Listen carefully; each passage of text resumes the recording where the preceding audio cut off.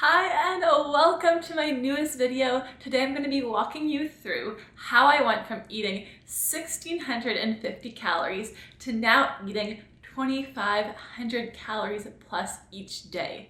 Now, although this has been a pretty long-term process, I can explain this to you in 3 main points. So let's get this video started. So right here, this was the start of my fitness journey, or at least the start of me taking my fitness journey more seriously.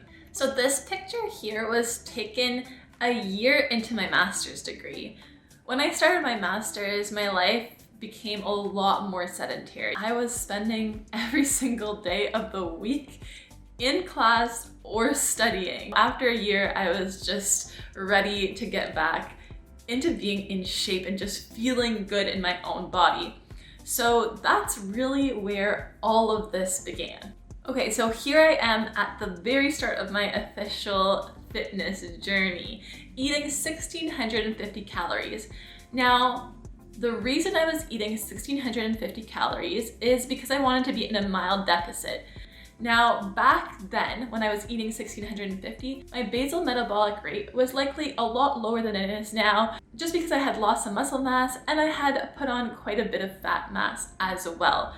So with 1,650, I was likely in about a 300 calorie deficit, but I knew that I didn't want to stay there forever. The ultimate goal was really to increase my calories, and I think I've done so pretty successfully. So now let's get into the actual tips. Let me fill you in on what I actually did, and hopefully this could help you get to that point too. Okay, let's go. One more thing that I do want to mention is just that this is going to be insight on my specific journey. Now, as individuals, we are all extremely different. That's what makes us so beautiful. So know that these exact calories might not exactly work for you, okay?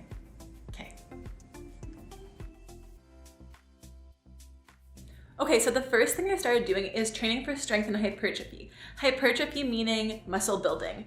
So let me take you to the gym. I'm gonna walk you through what my lower body workouts typically look like and why I work out like that, but also why training for hypertrophy has been the biggest factor in allowing me to up my calories.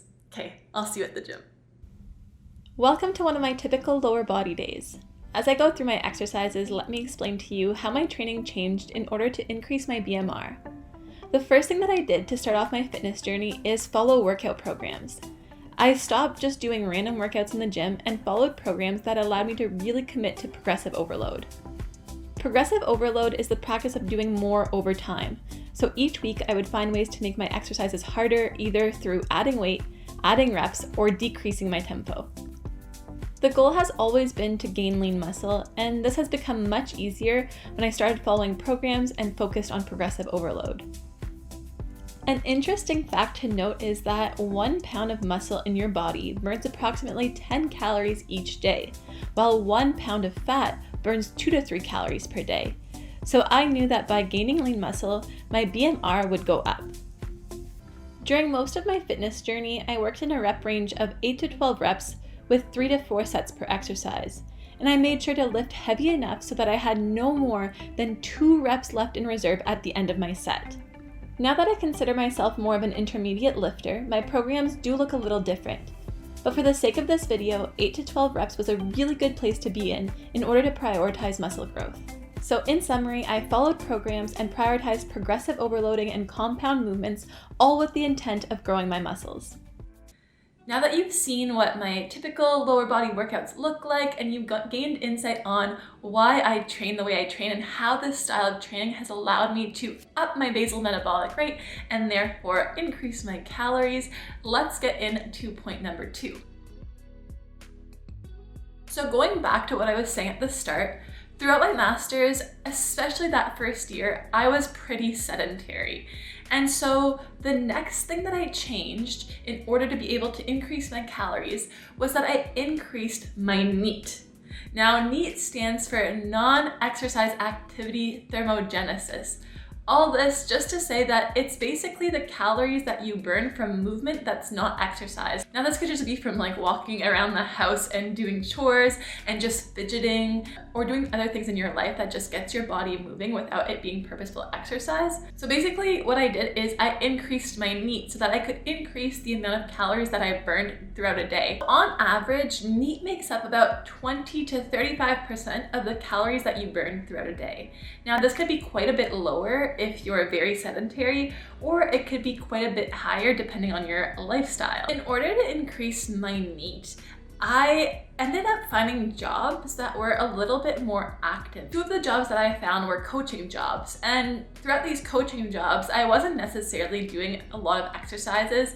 I was mostly just walking around and coaching, but this walking around and just working with my clients in that sense allowed me to be up on my feet a lot more and moving a lot more, and therefore burning more calories. Okay, I changed spots. This is a very talking heavy video, so just trying to keep it interesting with different white backgrounds. So let's get to the final point of this video. The way that I upped my calories to 2,500 is by starting off with reverse dieting.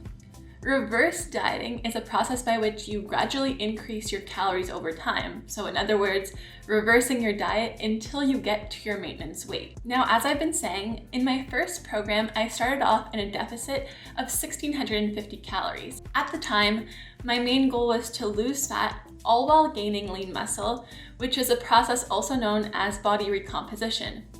Now, throughout this program, I did end up losing weight, but after the first 4 weeks were done, I wanted to keep losing weight. And what my coach ended up doing at the time is increasing my calories by 100 for the next program. Now, this increase by 100 likely assisted in making sure that my body didn't go through any sort of metabolic adaptation. Simply put, metabolic adaptation is the process by which our bodies adapt to the deficit calories that we're in to the point where that deficit now becomes our new maintenance calories. Now, this can help explain the reason why people who have been in a deficit for a prolonged period of time stop losing weight altogether. So for every new workout program that I began, so every 4 to 6 weeks, I would increase my calories by 50 to 100, and I just kept going on in this manner for a prolonged period of time. Now, the increase wasn't always gradual. Sometimes my life was more active outside of the gym, and sometimes my life was less active outside of the gym. So at times I had to reassess my calories based on what my maintenance was at that specific time. But overall, and on average, it was a gradual increase in calories. And even though I kept increasing my calories, I was actually in a deficit for a prolonged period of time and ended up getting quite lean. So when I got to this point, I was completely sucked into the bodybuilding lifestyle to the point where I no longer had to think about it anymore. It was just something that I did. And I no longer wanted to be in a deficit. So this was about a year into my fitness journey. And so I kept reverse dieting my calories back up to maintenance. Once I was at maintenance, my goals started changing, and now I wanted to gain lean muscle. And so to gain lean muscle, I knew that I needed to be in a caloric surplus. So to start off with, I pushed my calories past maintenance by 250 calories. So now I was eating 2,250 calories. Once I was there and I got settled at that caloric intake, I pushed my calories once again up to 2,500 calories, which is where I'm also sitting right now.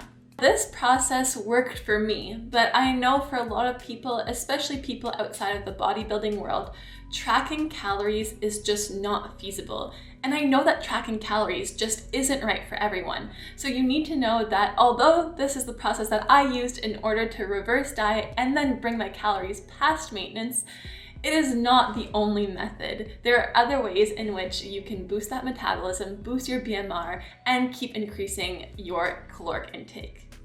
All in all, I hope that you enjoyed this video. It was super fun to make, and I hope that you were able to take some valuable information away from it. So if you have any questions, please send me a message. I would be happy to help you out. Thank you so much for watching, and I'll see you in the next one.